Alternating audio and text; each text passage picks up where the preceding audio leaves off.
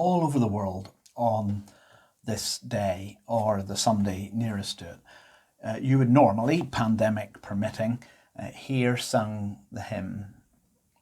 known as St. Patrick's Breastplate, versified by the hymn writer Cecil Frances Alexander in the 19th century. But her version is only one of many going back to the original fragments from the 9th century. The word breastplate is actually a translation of the Latin Lorica, which was a word for the Roman body armour worn by legionaries, which didn't just cover the front of the body like a breastplate,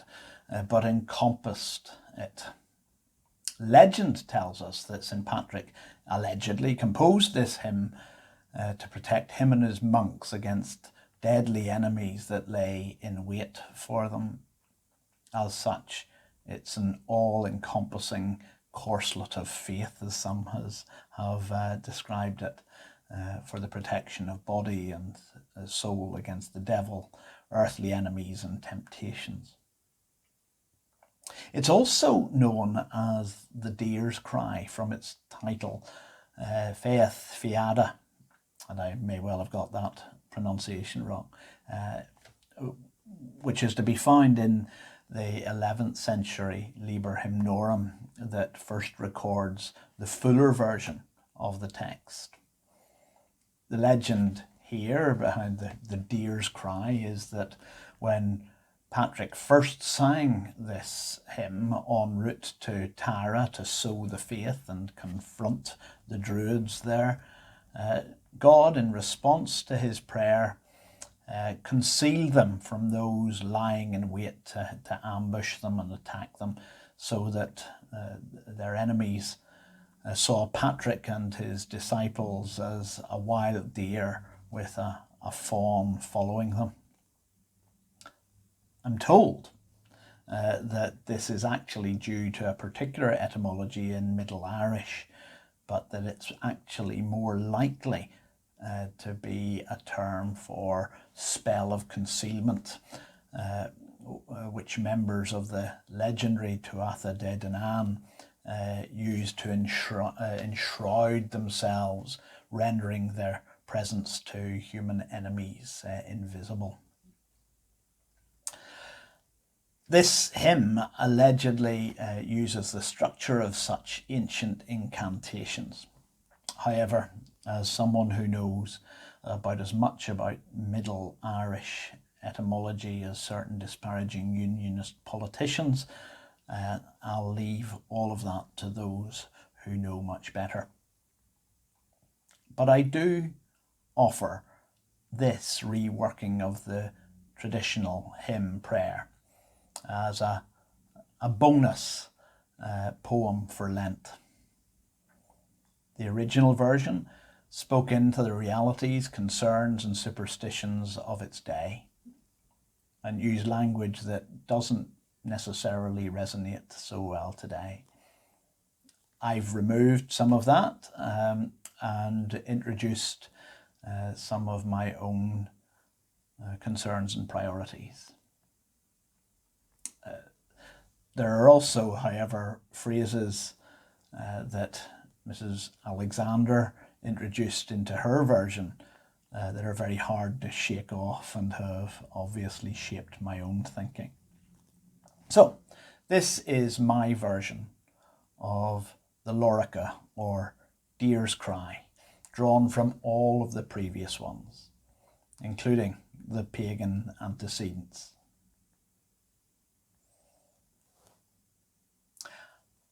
I arise today and buckle on the strong armour of the Trinity. Through belief in the community within the one, through faith in the unity of the three, Creator of all creation. I arise today and rely upon the humanity of Christ in his incarnation, the cleansing of Christ in his baptism, the wisdom of Christ in his life and teaching, the forgiveness of Christ in his crucifixion, the faithfulness of Christ in his death and burial, the power of Christ in his resurrection, the glory of Christ in his ascension, the promise of Christ in his return, descending to judge and rule and set things right.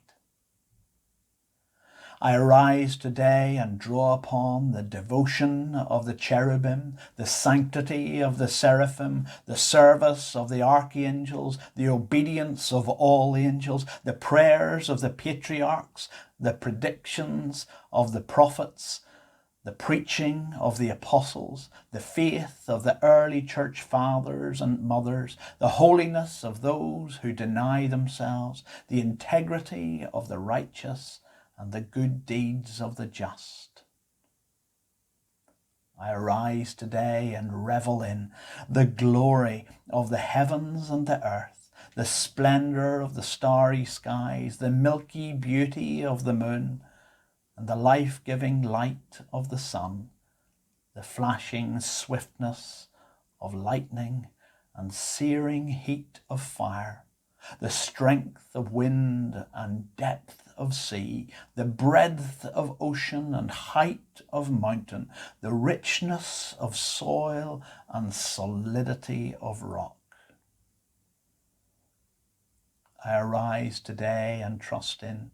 God's strength to steer me, God's might to uphold me, God's wisdom to guide me, God's eye to look out for me, God's ear to hear me, God's word to speak for me, God's arm to reach me, God's hand to touch me,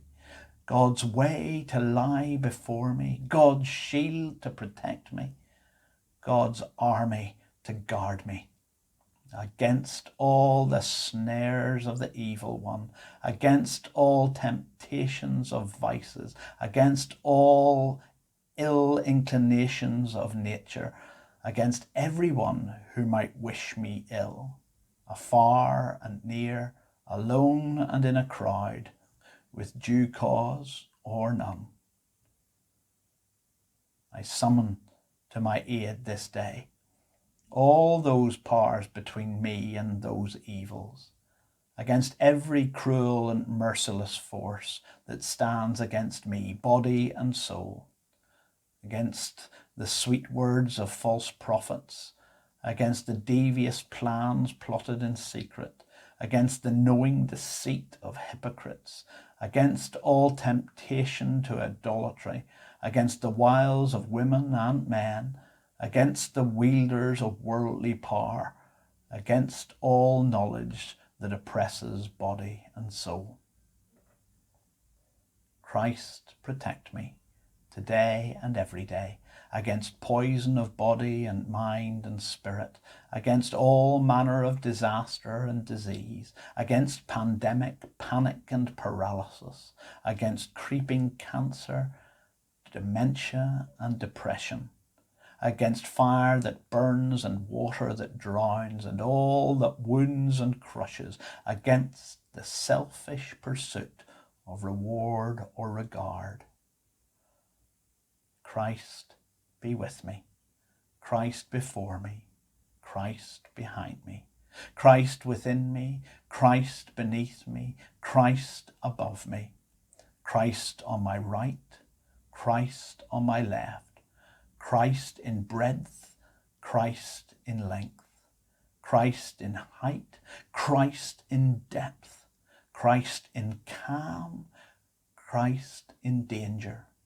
Christ in the mind of everyone who thinks of me, Christ in the mouth of everyone who speaks of me, Christ in every eye that sees me, Christ in every ear that hears me, Christ in every friend and stranger. I arise today and buckle on the strong armour of the Trinity through belief in community within the one, through faith in the unity of the three, Creator of all creation. Our rescue comes from Christ the Lord.